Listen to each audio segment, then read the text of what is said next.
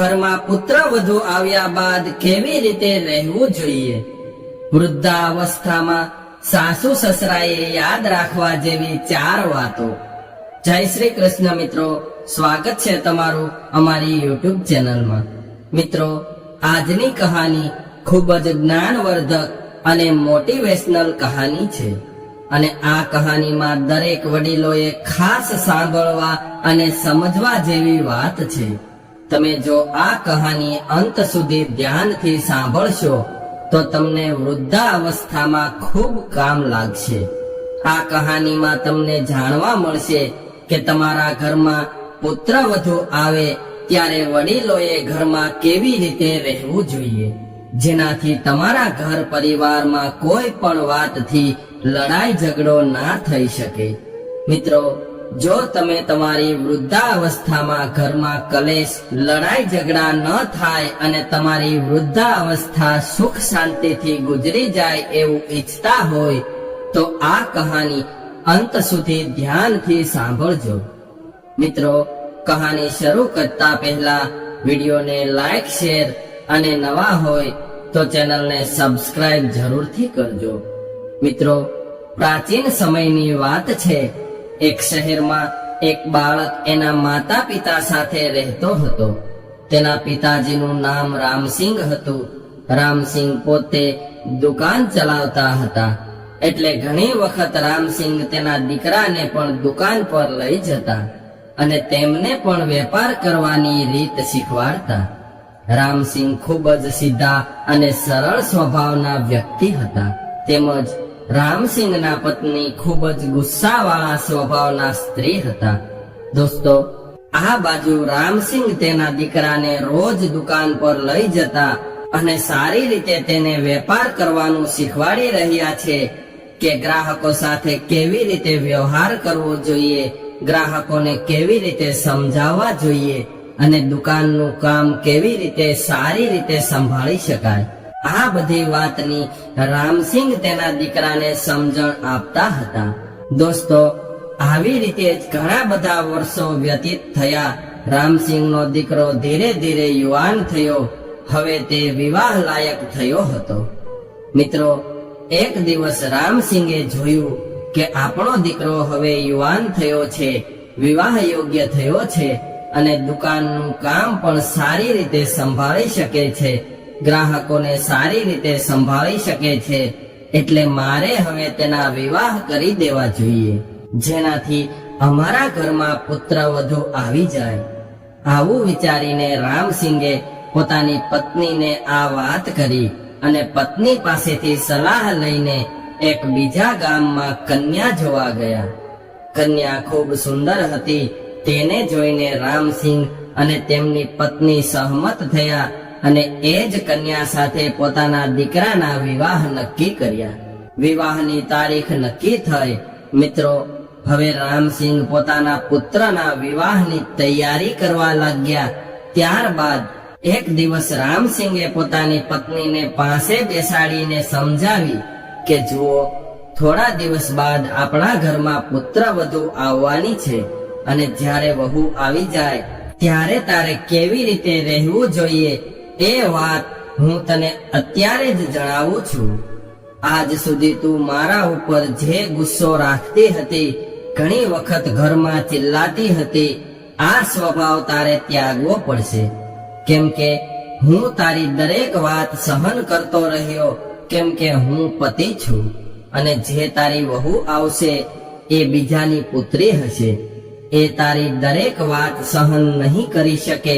એટલા માટે મારી વાત સમજવાની કોશિશ કરજે કે જ્યારે વહુ ઘરમાં આવી જાય ત્યારે સાસુનું કર્તવ્ય હોય છે કે પોતાની પુત્રવધુને સારી રીતે સમજવી, એની રક્ષા કરવી, એનું ધ્યાન રાખવું કે આપણી વહુ ઉપર કોઈ સંકટ તો નથી ને, અને દરેક પરેશાનીમાં એનો સાથ આપવો અને કદાચ એનાથી કોઈ ભૂલ થઈ જાય તો એને માફ કરવું.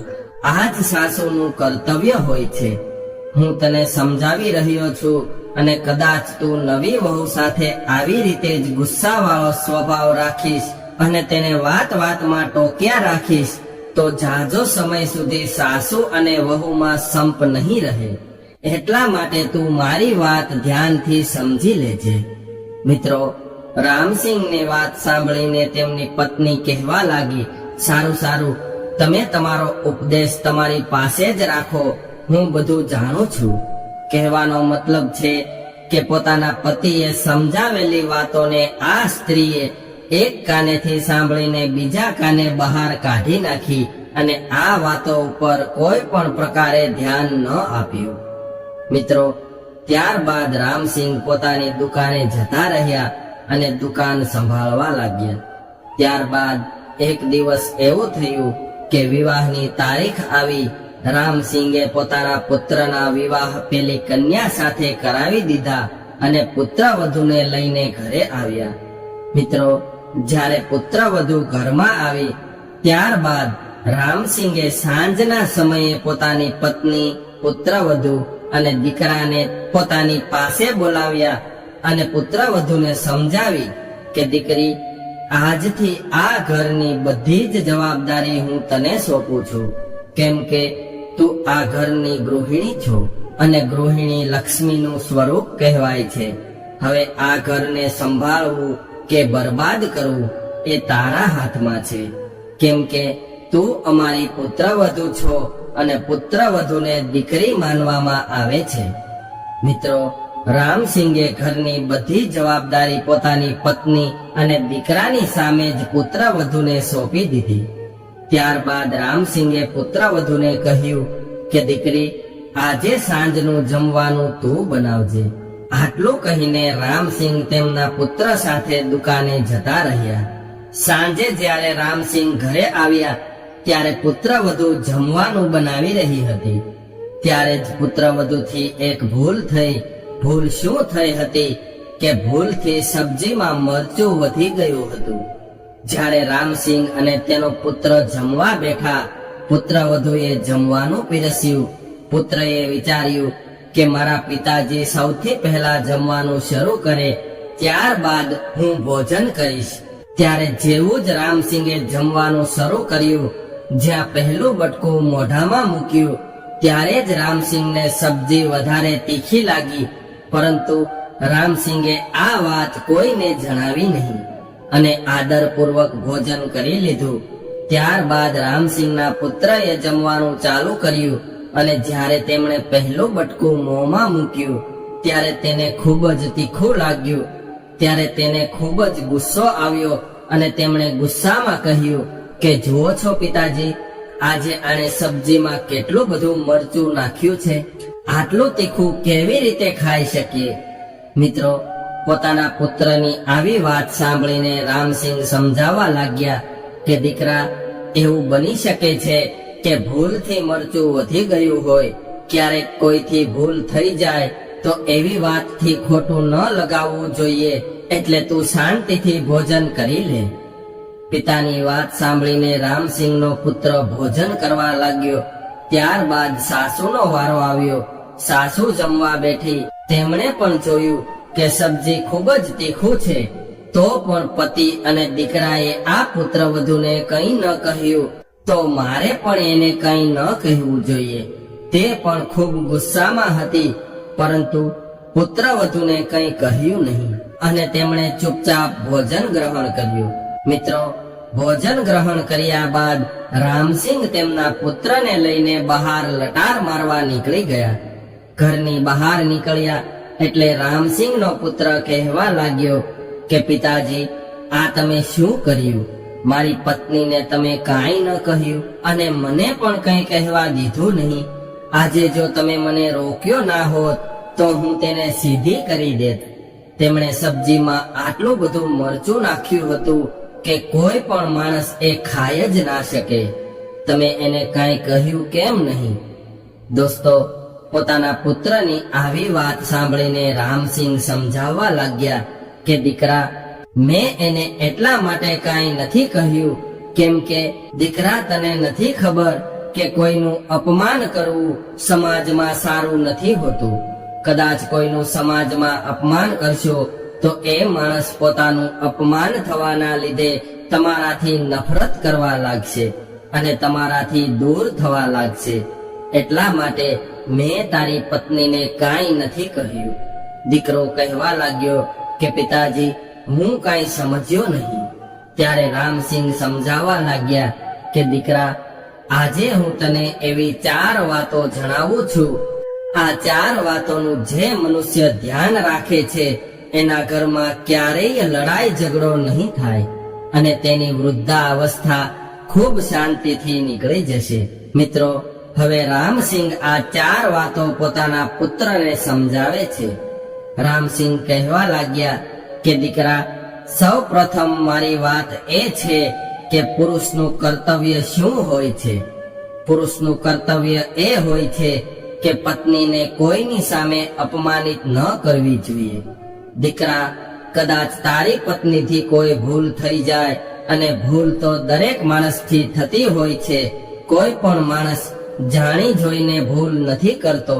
એટલે જેવી રીતે તારી પત્નીથી આ ભૂલ ખબર વગર થઈ હતી, એ વાત જ હું તને સમજાવું છું.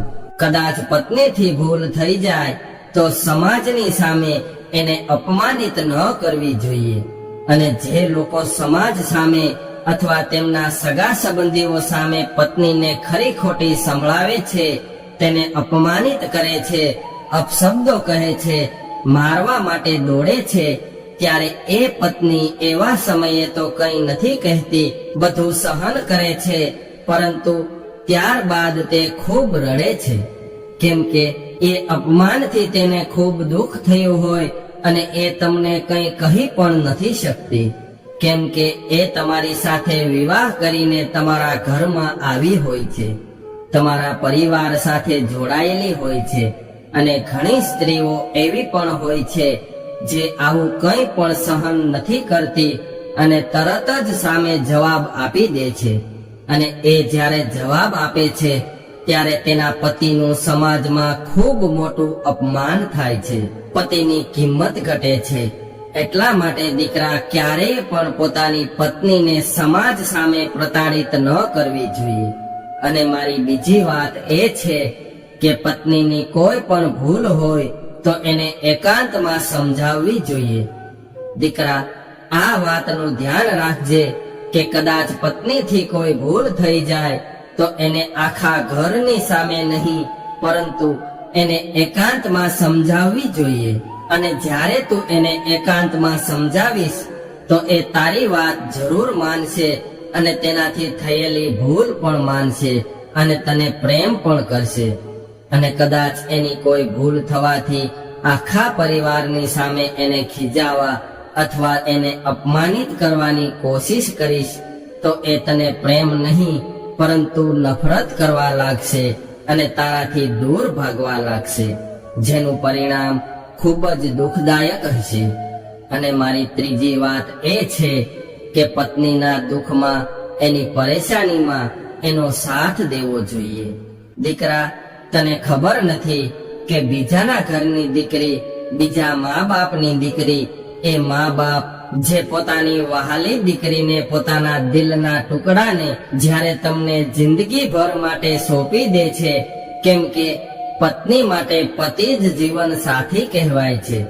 અને પતિનું કર્તવ્ય હોય છે કે પત્નીના દુઃખ દર્દ અને પરેશાનીમાં સાથ આપે, જિંદગીભર સાથ આપે.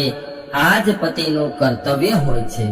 પરંતુ એવું નથી હોતું કે પત્ની ઉપર કોઈ મુસીબત આવી, દુઃખ આવ્યું અથવા કોઈ બીમારી આવી, કોઈ સંકટ આવ્યું તો પત્નીને છોડી દઈએ અથવા તેમના પિયરમાં મોકલી દઈએ.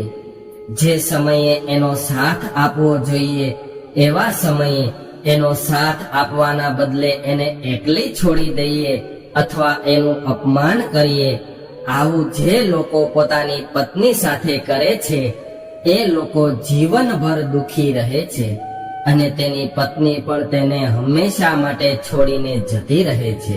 ત્યારબાદ આવા પતિઓને જીવનભર દુઃખ અને દર્દથી પીડાતું રહેવું પડે છે. એટલા માટે દીકરા, આ વાતનું ધ્યાન રાખજે કે પત્નીના દુઃખ અને પરેશાનીમાં હંમેશા તેનો સાથ આપજે. આવું જ પતિનું કર્તવ્ય હોય છે. અને ચોથી મહત્વપૂર્ણ વાત એ છે કે પત્ની અને બાળકોનું સારી રીતે પાલન પોષણ કરવું. દીકરા, આ વાતને જરા ધ્યાનથી સમજવાની કોશિશ કરજે કે ઈમાનદારીથી કમાયેલા ધનથી તારી પત્ની અને બાળકોનું ભરણ પોષણ કરજે. ભૂલથી પણ બેઈમાનીથી કમાયેલા ધનથી ખરીદેલું અનાજ તારી પત્ની અથવા બાળકોને ખવડાવવાની ક્યારેય કોશિશ પણ કરતો નહીં. કદાચ સારી રીતે મહેનત કરીને ધન કમાઈને લાવી અને એનાથી જ તારી પત્ની અને બાળકોનું ભરણ પોષણ કરીશ તો તારા બાળકોની બુદ્ધિનો વિકાસ થશે અને સંસ્કારી બનશે, અને તારી પત્ની પણ સારી રીતે તને પ્રેમ કરશે. અને કદાચ બેઈમાનીથી કમાયેલું ધન ઘરમાં લાવવાની કોશિશ કરીશ અને એ ધન તારા બાળકો વાપરશે અને એ ધનથી ખરીદેલી વસ્તુ તારા બાળકો અથવા તારી પત્ની ખાશે તો તારી પત્ની અને બાળકોની બુદ્ધિ નિશ્ચિત રૂપથી ખરાબ થવાની છે, અને એનું પરિણામ એવું આવશે કે તારા ઘર પરિવારમાં હંમેશા લડાઈ ઝઘડો થતો રહેશે અને તારા ઉપર હંમેશા મુસીબત આવ્યા રાખશે. આના લીધે તારી જિંદગી નર્ક બની જશે. તું એ નહીં જાણી શકે કે સુખ શાંતિની જિંદગી કેવી હોય. તો દીકરા, મેં આજે 4 વાતો જણાવી છે, એ વાતોનું હંમેશા ધ્યાન રાખજે અને આ વાતોને તારા જીવનમાં ઉતારીને જીવન જીવવાની કોશિશ કરજે. આ 4 વાતોનું હંમેશા પાલન કરજે તો તારી જિંદગી હંમેશા શાંતિથી ગુજરી શકે છે અને તારા ઘર પરિવારમાં ક્યારેય લડાઈ ઝઘડો નહીં થાય.